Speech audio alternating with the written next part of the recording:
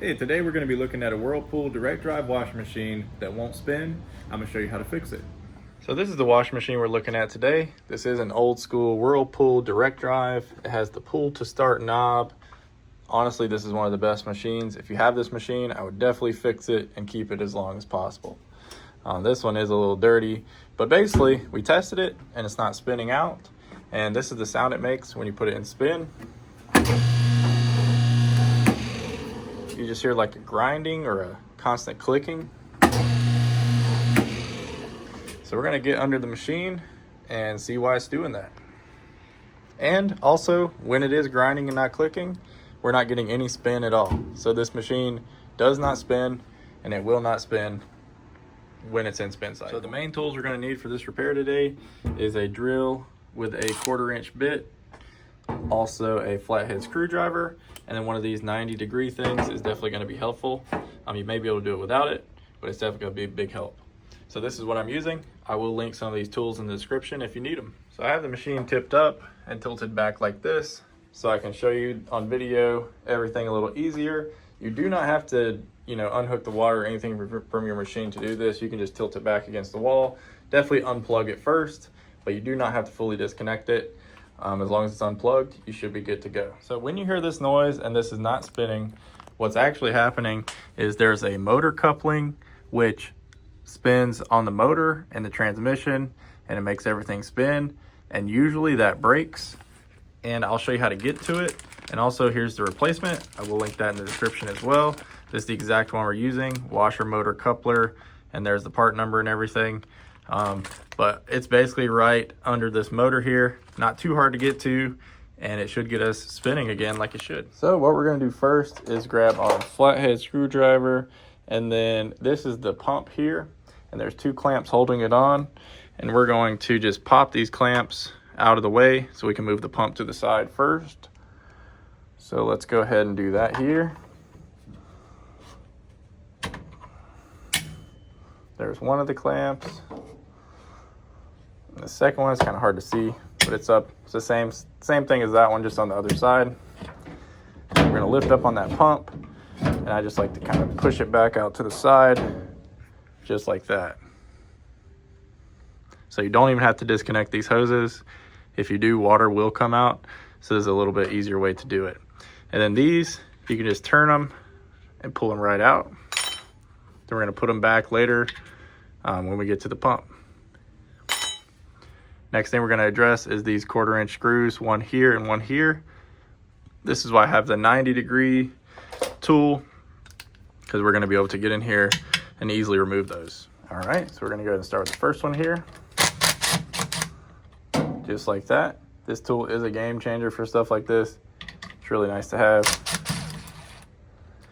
And then those 2 screws are holding on these 2 clamps, which are holding the motor in place. What we're gonna go ahead and do is disconnect the motor here. Just like that. We're gonna pull this, completely disconnect that harness. And then we're gonna grab our flathead screwdriver. We're gonna pop these 2 clamps loose, just like that on each side, so we can remove the motor. Do that on the other side, then we'll be good to go. I got that clamp removed, just like the other ones. You can kind of turn them and pull them out, just like that. And then I'm just gonna pull up on the motor, and it's gonna pull right out. Just like this. And there's our motor. With the motor removed, we're gonna inspect here. This is where the motor coupler is, or coupling, whatever you wanna call it. This one looks like it's in good shape. We're also gonna look at the one on the motor itself. And as you can see, this one is cracked and broken. See that crack there? So we're just gonna go ahead and replace this. You can go ahead and replace them on both sides. I would say do whatever easier.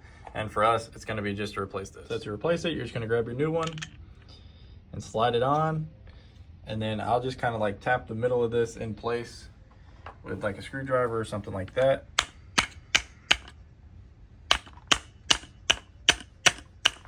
You just want it to be seated and flush there. Now the next part's the hardest part. Once you have this put on, you're gonna have to line it back up with these holes here. It's not too bad, but it is, you can sometimes just turn this a little bit or turn this one as well, and you just gotta get that lined up inside of that.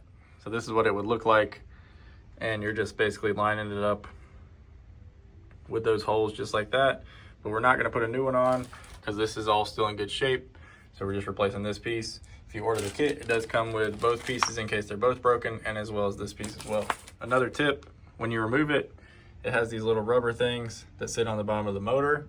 Make sure they don't get stuck in here. If they do, you can just pull them back off, put them on the motor, and then set it back in place. All right, now we're gonna work on getting this motor put back in, just like it came out. And what you can do here is kind of turn the top of this shaft to try to line it up the best you can.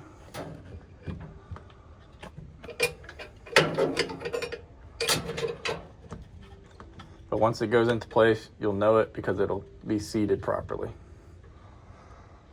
All right, now we got it seated in place. It's sitting down like it should. So we're gonna reach around this back side. Be careful, there's a few sharp pieces here and there. We're gonna grab the clamp on the back. We're gonna put that one in place first. So here's our clamp here. We're just gonna pop it over the side of the motor, just like that.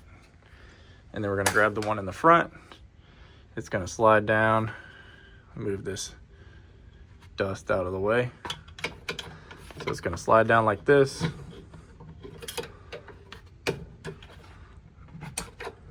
Then you kind of twist it to lock it into place. And then you just pop that over here. Just like that. Now we're gonna go ahead and put our 2 screws back in on each of these top clamps. First screw, and then here's the second. Then we can go ahead and reconnect our wiring harness for the motor. Remember, we had one wire plugged in over here on this specific model, and then we'll plug in that whole harness right to the motor. Just make sure it clicks into place. And then we're gonna go ahead and put our pump back on top of the motor shaft. Before we put that back on, I do like to put this clip in the back in place. It's just like the other clips. You basically put it down, turn it, and then pull it out like that. And then you're gonna line up that with the shaft. So it does take a little time sometimes to kind of work it into place.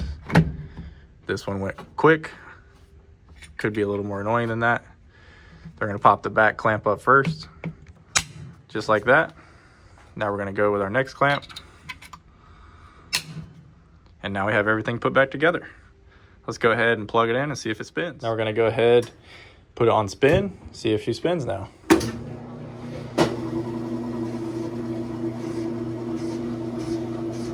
And now the machine is starting to spin like it should,